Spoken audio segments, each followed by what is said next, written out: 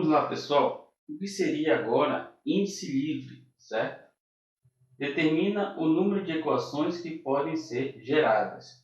Então, vamos pensar agora que eu tenho essas equações aqui e que eu gostaria de representar essas equações na forma de notação indicial. Como é que eu poderia representá-las, certo? Basta a gente observar o comportamento de cada relação, tudo bem? E vocês vão verificar que quando a gente estabelecer cada relação, né, a gente vai, de fato, verificar que existe, nesse exemplo, um índice livre, certo? E que, de fato, estabelece o número de equações, tudo bem? Então, vamos trabalhar um pouquinho aqui no que diz respeito a cada relação. Então, veja, nessa relação aqui nós temos o quê? Nós temos que há um somatório, certo? No caso que vai do índice inferior ao índice superior desse elemento aqui. No caso é o Azinho ou o Azão, certo? Tem um cruzado somatório aqui, ó. 1, 2, 3, certo? Então a gente já pode o quê? Já pode pensar que existe um somatório nesse sentido aqui, ó. De maneira que o A1, certo? Aí eu vou denominar aqui de I com o A maiúsculo, I, certo? Isso é igual a quem? A um B1, tudo bem? Então veja, quando eu expandir isso aqui de I, que vai de 1, 2 até 3, eu vou ter essa relação aqui, tudo bem? Certo? Da mesma forma, há um somatório aqui cruzado entre o índice inferior com o índice superior, certo? Então, aqui só difere de quem? Desses números que estão aqui superior no elemento Azinho e superior no Bzão, certo? Então, no caso aqui vai ficar A2i igual a B2, tudo bem? Da mesma forma, os elementos cruzados estão nesses índices inferior de Azinho e superior de Azão. Então, aqui eu vou colocar I embaixo, A em cima, I em cima. E agora o elemento que se repete é quem? É o número 3. Isso aqui vai ser igual a P3, tudo bem? Pronto, em relação a elementos cruzados, eu já representei cada tipo de equação, certo? O que vem ser o índice livre? O índice livre, ele justamente estabelece um número de equações. Então veja, aqui eu tenho um índice, aqui eu tenho outro índice, aqui eu tenho outro índice, certo? Então, o índice livre ele não participa de uma somatória, certo? Ele só determina o número de equações. Então, se eu for pensar em um J, certo? Que vai de 1 até 3, 1, 2 e 3, então toda essa quantidade de equações, todos esses termos, eles podem ser representados por uma notação indicial igual aqui. A, J, I somado com I igual a um B, J, certo? Então, se de fato nós expandirmos esse termo aqui, certo? No caso, se nós expandirmos esse resultado aqui em notação indicial, nós vamos ter todo esse conjunto de equações, tudo bem? Então a gente pode primeiramente expandir o I de 1 a 3 na somatória, eu vou ter a somatória que difere só de J. Aí, para J igual a 1, eu vou ter essa equação aqui primeira, certo? Para J igual a 2, eu vou ter essa segunda equação. E para J igual a 3, eu vou ter essa terceira equação. Tudo bem? Então, esse é o resultado na notação inicial, tá? Agora, vamos ver agora Na representação matricial, como é que fica, né? Todo esse conjunto de equações aqui. Então veja, pessoal, agora nós vamos representar esse conjunto de equações de forma matricial, certo? De que maneira nós podemos representar? Definindo agora, né, o que cada índice representa. No caso, o índice superior, ele sempre representará quem? A linha da posição do elemento matricial. Enquanto que o índice inferior representa o quê? A coluna, certo? A gente está acostumado o quê? Um A e o A, 2, o A, 3, certo? Um do lado do outro. Mas agora, em vez da coluna ficar, no caso, do lado, ele vai ficar embaixo. A coluna vai ficar embaixo, certo? E a representação de respeito à linha da posição da matriz, né, é representada pelo índice superior, tudo bem? Então, eu vou apagar aqui rapidinho o nosso resultado na forma indicial, certo? Agora vamos representar essa estrutura na forma matricial. Então veja como é que fica aqui. A primeira matriz, ela vai ser o quê? Ela vai ser dada por uma matriz o quê? Está na primeira linha e na primeira coluna. Elemento primeira linha, primeira coluna. Vou colocar ele bem aqui. Primeira linha, primeira coluna. Primeira linha, segunda coluna. Primeira linha, segunda coluna. Elemento Azinho. Primeira linha, terceira coluna. Primeira linha, terceira coluna. Certo? E na mesma ordem, né, pessoal? Eu posso ir alocando os elementos na matriz. Então vai ficar na segunda linha, primeira coluna. Segunda linha, primeira coluna. Segunda linha, segunda coluna. Segunda linha, terceira coluna. E aqui, terceira linha, primeira coluna, terceira linha, segunda coluna, terceira linha, terceira coluna. Eu posso fechar a matriz. Toda essa representação de equações pode ser dada por um produto matricial, certo? Então aqui, essa matriz vai ser efetuado o produto matricial de quê? De um vetor, certo? Mas aqui no caso, o que seria essas componentes vetoriais aqui? Veja, o A ele está localizado aqui. Em cima significa o quê? Linha, certo? Então o A está localizado na primeira linha da matriz. Tá? Então o A está aqui na primeira linha, independente de qual posição da coluna, certo?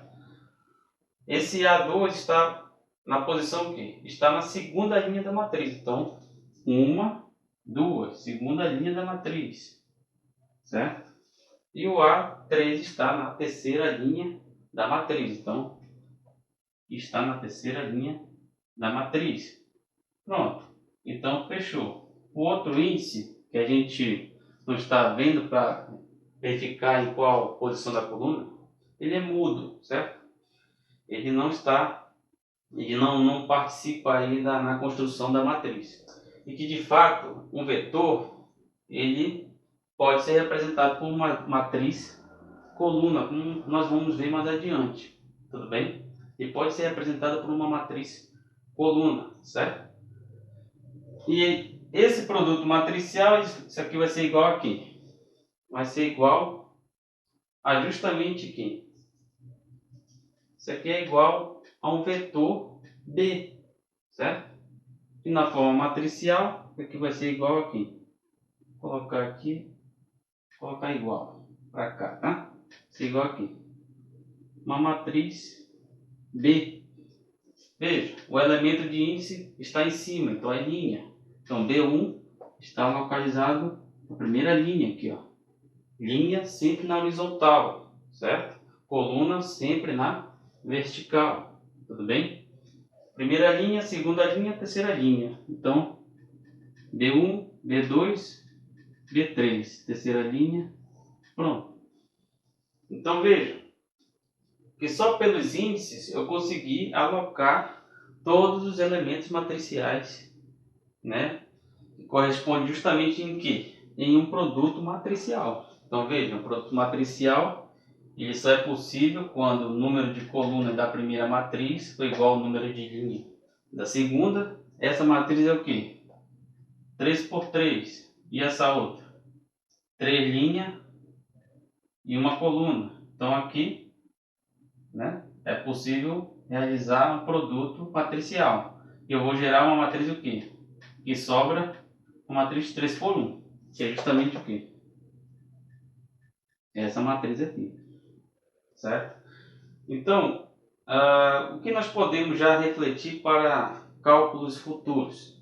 Que justamente esses elementos que faz parte no caso, que pode ser componentes vetoriais, que pode ser elemento de tensores, isso tudo pode ser representado por uma matriz, certo?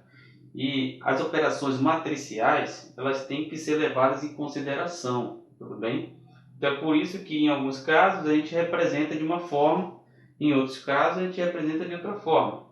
Veja, aqui eu representei aqui um vetor, por mais que não apareça por enquanto aqui, mas lá na frente nós vamos ver que isso aqui é um vetor pode ser representado por um vetor coluna, certo? E que é justamente dada pelo quê? Pela base elementar cujo índice é embaixo, certo? Mas também podemos representar um vetor por uma matriz linha, certo? Cuja a base elementar ela tem um índice em cima. Então tudo isso nós vamos ver e verificar a importância dessa mudança aí de notação, de carregar essas notações com índice em cima, com índice embaixo, certo? Tudo bem? Uma coisa que eu já ia esquecendo de falar é que no índice livre, certo? Ele estabelece o número de equações. Então, dentro a nossa resposta lá que foi o quê? Que foi A, J, I, certo? A, I, B, J, dentro dessa nossa resposta aqui, certo? A quantidade de equações que é estabelecida, ela é dada o quê? Se for o índice, como a gente trabalha sempre de 1 até 3, né? Então, a gente, por enquanto, não é conveniente trabalhar de índice 4 ou 5, trabalha sempre de 1 até 3, tudo bem? Então, no caso aqui, a gente vai ter o quê? O número de equações vai ser equivalente a 3 elevado ao número de índices, certo?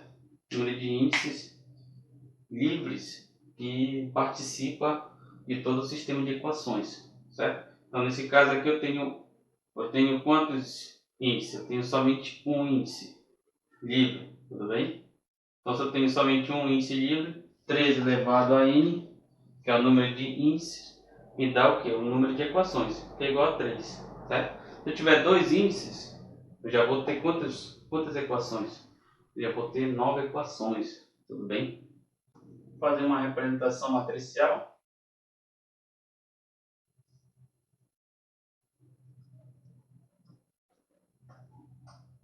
Matricial de vetores. Vou colocar assim, tá? De vetores. Aqui dado os vetores.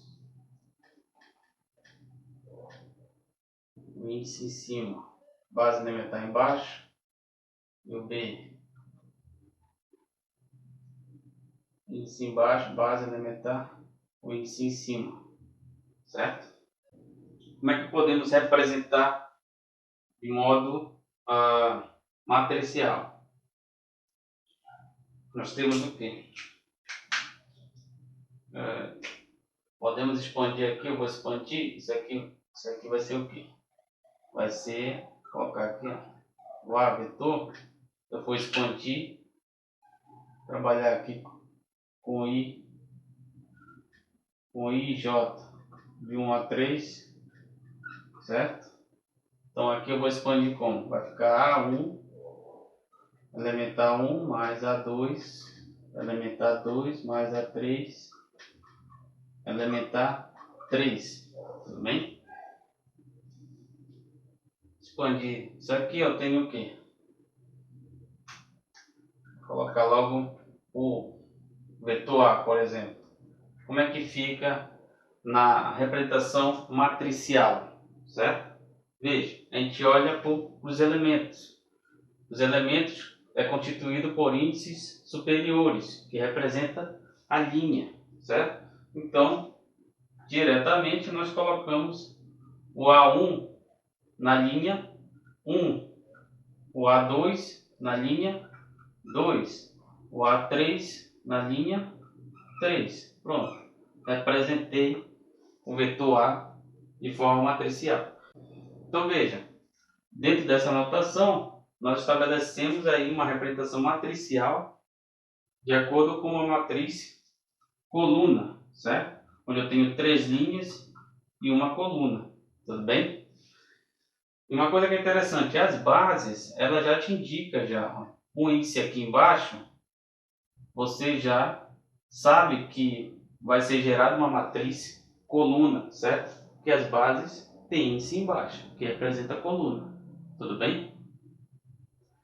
Vamos agora gerar aqui o elemento B, no caso o vetor B, né? De 1 a 3 nós temos o que? B vai ser o que? Ser B1 elementar 1 mais B2 elementar 2 mais B3 elementar 3. Tudo bem? Certo? Como é que fica agora a representação matricial? Basicamente os índices estão embaixo, então isso quer dizer o quê? B1 está na coluna 1. Então aqui eu vou colocar B1. B2, coluna 2. B3, a coluna 3. Pronto. Não tem como mais representar. Os outros índices possíveis são mudos, então não é necessário, certo? Então aqui já representei o vetor B na forma matricial, que trata-se de uma matriz linha, tudo bem? É uma matriz que possui uma linha e 3 colunas, tudo bem? Então veja a diferença, né? Enquanto em uma representação, os índices nas componentes em cima e na base embaixo, eu tenho na forma matricial o quê? Uma matriz coluna, enquanto com índices nas componentes embaixo, com índice superior nas bases elementares, nós temos o quê? Uma matriz linha. E consideravelmente isso é muito diferente, tá?